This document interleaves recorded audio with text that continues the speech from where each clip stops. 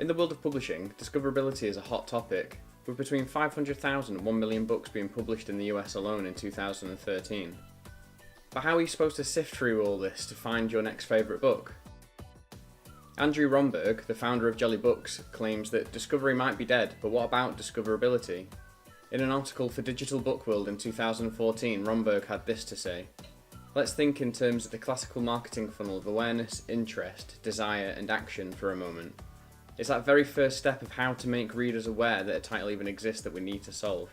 If readers don't come to us, then we have to bring the book to the readers." Did you know that in the UK there are 37.5 million people aged between 16 and 64, with 17.6 million defining themselves as either avid readers or regular readers? So with such a large amount of readers searching such a large amount of books for something they will like, how can we bring the book to the readers? This is where my idea for MatchBook comes in. Currently, there are 2.4 billion active Android and iOS devices as of 2015, and MatchBook is an app that will hopefully be on as many of those devices as possible. The elevator pitch for MatchBook is that it's basically Tinder for books. I'll let you see for yourself how MatchBook would operate.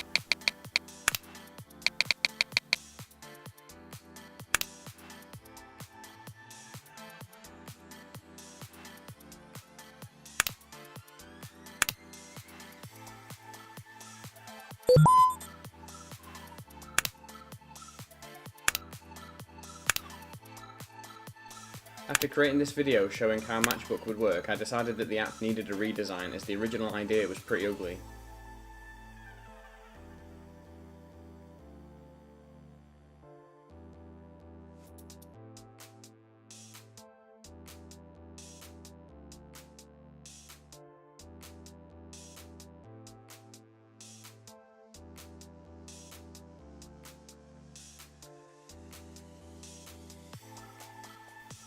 MatchBook aims to be different with the following USPs. The point system is pretty self-explanatory, but essentially when a user buys a book via the app, they're going to receive points based on how much they've spent. Once the user reaches a certain amount of points, then they can select a free book from a choice of free, which change each month. As the app's not actually being built yet, I can't show this in the video, but there will be an element of interactivity. So when you swipe, confirm you want to read more of a book, it's going to be animated so it looks as though the book is opening. This adds an unconscious physical link to the reader. I don't have the exact figure, but a large amount of people who download samples on their Kindles never even open the sample, so it will be important that the app allows you to read pages of the book within MatchBook itself. As an added source of revenue, publishers and authors can pay for their books to show to users. These will be clearly marked as an advert and will be relevant to the user's interests. When a user signs up to MatchBook, they're going to fill out a profile which gives the app a better idea of what books the user is interested in, such as genre and length of the book. The cover and blurb are what you're going to see immediately when a book is presented to you. This allows you to decide whether or not you want to swipe to read the sample or just move on to the next one. And currently, there's nothing like this on the market. When creating the original business plan, I surveyed 87 potential users and asked them whether they had heard of anything similar. 80.5% responded no, while 19.5% said they had. Of the 19.5%, they mentioned two apps, Goodreads and the Kindle app. Goodreads is probably the closest competitor really, but it isn't as user-friendly as MatchBook.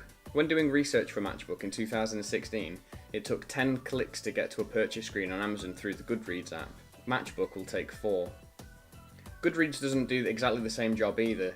Sure, it's an app which involves books, but it's more of a social network to discuss what you have read or are currently reading. MatchBook is designed to combat discoverability by recommending books to read. The Kindle app isn't really a competitor either, because sure, it allows you to buy books, but it doesn't allow you to discover new ones particularly well.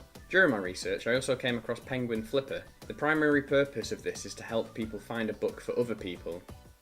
There are similarities in that it lets you find a book by interest, then purchase it on Amazon, but that's as far as it goes and it's pretty basic.